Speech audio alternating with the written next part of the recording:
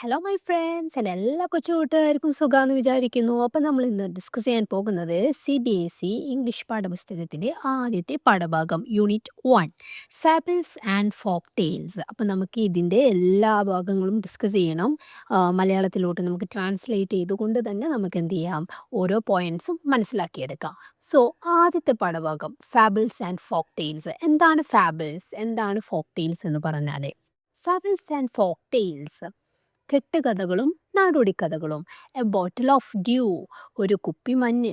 Let us do these activities before we read. നമുക്കിവിടെ വായിക്കാനുള്ള കുറച്ച് ഭാഗങ്ങളുണ്ട് അല്ലേ. സോ അതിന് മുന്നേ നമുക്കിവിടെ ചെറിയൊരു ആക്ടിവിറ്റി നിങ്ങൾക്ക് തന്നിട്ടുണ്ട്.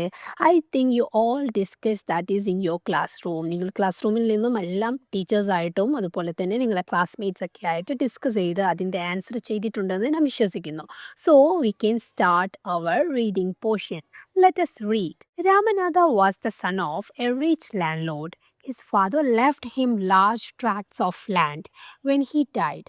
But Ramanatha did not spend even one day looking after his land. This was because he had a funny idea. He believed there was a magic potion that could turn any object into gold. He spent all his time to learn more about this potion. People cheated him often, promising to tell him about it, but he did not give up. His wife, Madhumati, was tired of this and also worried because she saw how much money Ramanatha was spending. She was sure that soon they would be without money. Ramanathan ഒരു സമ്പന്നനായ ഭൂസ്വാമിയുടെ മകനായിരുന്നു. അവൻ്റെ അച്ഛൻ മരിച്ചപ്പോൾ വലിയ ഭൂവിഭാഗങ്ങൾ അവന് വിട്ടുകൊടുത്തു. പക്ഷേ രാമനാഥൻ ഒരു ദിവസവും തൻ്റെ ഭൂമിയെ നോക്കാൻ ചെലവഴിക്കുകയില്ലായിരുന്നു.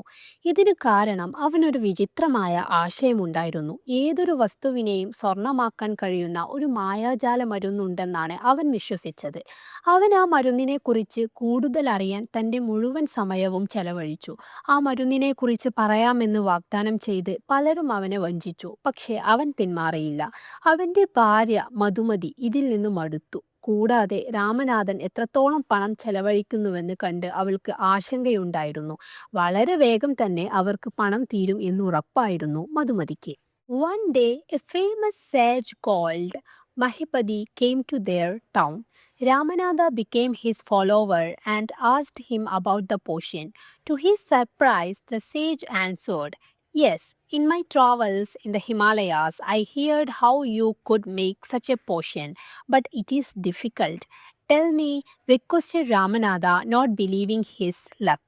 "You have to plant a banana plant and water it regularly with your hands. In winter, the morning dew is on the leaves. You have to collect the dew and store it in a bottle. When you have 5 liters of dew, bring it to me. I will chant some magic words which will turn it into the magic potion. A drop of the potion will change any object into gold." ഒരു ദിവസം മഹിപതി എന്ന പ്രശസ്തനായ ഒരു സന്യാസി അവരുടെ ഗ്രാമത്തിലെത്തി.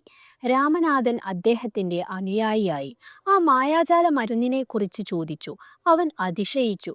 കാരണം സന്യാസി പറഞ്ഞു, "അതെ, ഹിമാലയത്തിലെ എൻ്റെ യാത്രകളിൽ അത്തരമൊരു മരുന്ന് ഉണ്ടാക്കുന്നതിനെക്കുറിച്ച് ഞാൻ കേട്ടിട്ടുണ്ട്.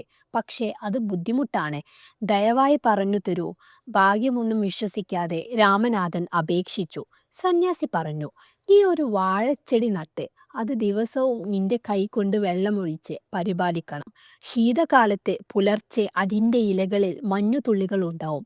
ആ മഞ്ഞുതുള്ളികൾ ശേഖരിച്ച് ഒരു കുപ്പിയിൽ സൂക്ഷിക്കണം. അങ്ങനെ 5 ലിറ്റർ മഞ്ഞുതുള്ളികൾ ശേഖരിച്ചാൽ അത് എൻ്റെ അടുത്ത് കൊണ്ടുവരണം. ഞാൻ ചില മായാജാല വാക്കുകൾ ജപിക്കും. അതിലൂടെ അത് മായാജാല മരുന്നായി മാറും. ആ മരുന്നിൻ്റെ ഒരു തുള്ളി പോലും ഏതൊരു വസ്തുവിനെയും സ്വർണമാക്കും." Ramanatha was worried, but winter is only for a few months. It will take me years to collect 5 liters of dew. You can plant as many banana plants as you want. But remember, you must look after them yourself and collect the dew with your own hands. Ramanathan ആശങ്കപ്പെട്ടു. പക്ഷേ ശീതകാലം കുറച്ച് മാസങ്ങൾ മാത്രമേ ഉണ്ടാകൂ. 5 litre മഞ്ഞുതുള്ളികൾ ശേഖരിക്കാൻ എനിക്ക് വർഷങ്ങൾ വേണ്ടിവരും. സന്യാസി പറഞ്ഞു, നിനക്ക് എത്ര വേണമെങ്കിലും വാഴച്ചെടികൾ നട്ടേക്കാം. പക്ഷേ ഓർമ്മിക്കണം, അവയെ നീ തന്നെയാണ് പരിപാലിക്കേണ്ടത്. മഞ്ഞുതുള്ളികൾ നീ തന്നെയാണ് കൈകൊണ്ട് ശേഖരിക്കേണ്ടത്. Ramanatha went home and, after talking to his wife, started cleaning his large fields, which had been lying empty all these years. There he planted rows and rows of banana plants. He tended them carefully and during the winter months collected the dew that formed on them with great care. His wife helped him too.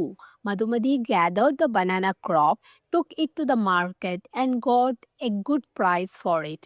Over the years, Ramanatha planted more and more plants, and they had a huge banana plantation. At the end of 6 years, he finally had his 5 liters of dew. Ramanathan വീട്ടിലേക്ക് പോയി. ഭാര്യയുമായി സംസാരിച്ചതിന് ശേഷം ഇത്രയും വർഷങ്ങളായി ഒഴിഞ്ഞുകിടന്നിരുന്ന തൻ്റെ വലിയ വയലുകൾ വൃത്തിയാക്കാൻ തുടങ്ങി. അവിടെ അദ്ദേഹം നിരനിരയായി വാഴച്ചെടികൾ നട്ടു. അവയെ അദ്ദേഹം ശ്രദ്ധയോടെ പരിപാലിക്കുകയും ശീതകാല മാസങ്ങളിൽ അതിൽ രൂപപ്പെടുന്ന മഞ്ഞുതുള്ളികൾ വലിയ ജാഗ്രതയോടെ ശേഖരിക്കുകയും ചെയ്തു. അദ്ദേഹത്തിൻ്റെ ഭാര്യയും അവനെ സഹായിച്ചു.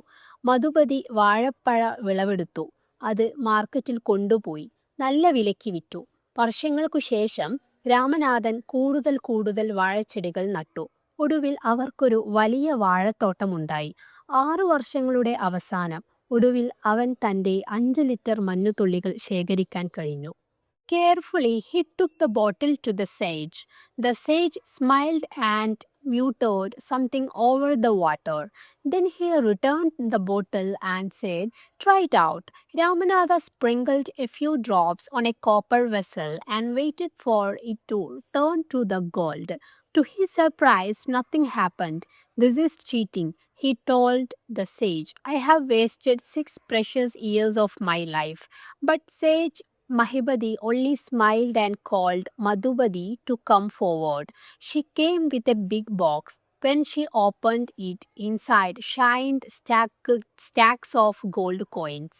അവൻ അതിയായ ജാഗ്രതയോടെ കുപ്പി സന്യാസിയുടെ അടുത്തേക്ക് കൊണ്ടുപോയി. സന്യാസി പുഞ്ചിരിച്ചുകൊണ്ട് വെള്ളത്തിന്മേൽ എന്തോ മന്ത്രം ജപിച്ചു. പിന്നീട് കുപ്പി തിരികെ നൽകി പറഞ്ഞു, "ഇത് പരീക്ഷിച്ചു നോക്കൂ." രാമനാഥൻ കുറച്ച് തുള്ളികൾ ഒരു ആമ്രപാത്രത്തിൽ തളിച്ചു. അത് സ്വർണമായി മാറുമെന്ന് കാത്തുനിന്നു. അവന് അതിശയത്തിന് ഒന്നും സംഭവിച്ചില്ല. "ഇത് വഞ്ചനയാണ്," അവൻ സന്യാസിയോട് പറഞ്ഞു. "എൻ്റെ ജീവിതത്തിലെ 6 വിലമതിക്കാനാവാത്ത വർഷങ്ങൾ ഞാൻ വെറുതെ കളഞ്ഞു." എന്നാൽ സന്യാസിയായ മഹിപതി വെറും പുഞ്ചിരിച്ചു. മധുപതിയെ മുന്നോട്ട് വരാൻ വിളിച്ചു. അവൾ ഒരു വലിയ പെട്ടിയുമായി എത്തി. അത് തുറന്നപ്പോൾ അതിനകത്ത് സ്വർണ്ണ നാണയങ്ങളുടെ കൂമ്പാരം തിളങ്ങി. Now the sage turned to the very surprised Ramanatha and said, "There is no magic potion that can turn things into gold. You worked hard on your land and created this plantation. While you looked after the trees, your wife sold the fruits in the market. That's how you got this money. It was your hard work that created this wealth, not magic. If I had told you about this earlier, you would have not listened to me, so I played a trick on you." Ramanatha understood the wisdom behind these words and worked even harder on his plantation from that day on. ഇപ്പോൾ സന്യാസി അതിശയത്തോടെ നിന്നിരുന്ന രാമനാഥനോട് തിരിഞ്ഞു പറഞ്ഞു, "വസ്തുക്കളെ സ്വർണമാക്കുന്ന യാതൊരു മായാജാല മരുന്നുമില്ല. നീ നിന്റെ വയലിൽ കഠിനാധ്വാനം ചെയ്തു ഈ തോട്ടം സൃഷ്ടിച്ചു. നീ മരങ്ങളെ പരിപാലിച്ചപ്പോൾ നിന്റെ ഭാര്യ പഴങ്ങൾ മാർക്കറ്റിൽ വിറ്റു. അങ്ങനെ തന്നെയാണ് നിങ്ങൾക്ക് ഈ പണം ലഭിച്ചത്. ഈ സമ്പത്ത് സൃഷ്ടിച്ചത് നിന്റെ കഠിനാധ്വാനമാണ്, മായാജാലമല്ല. ഇത് ഞാൻ നേരത്തെ പറഞ്ഞിരുന്നെങ്കിൽ നീ വിശ്വസിക്കില്ലായിരുന്നു. അതിനാൽ ഞാൻ നിന്നോട് ഒരു തന്ത്രം കളിച്ചു." രാമനാഥൻ ഈ വാക്കുകളുടെ പിന്നിലുള്ള ജ്ഞാനം മനസ്സിലാക്കി. ആ ദിവസത്തിന് ശേഷം തൻ്റെ തോട്ടത്തിൽ കൂടുതൽ കഠിനമായി പ്രവർത്തിച്ചു.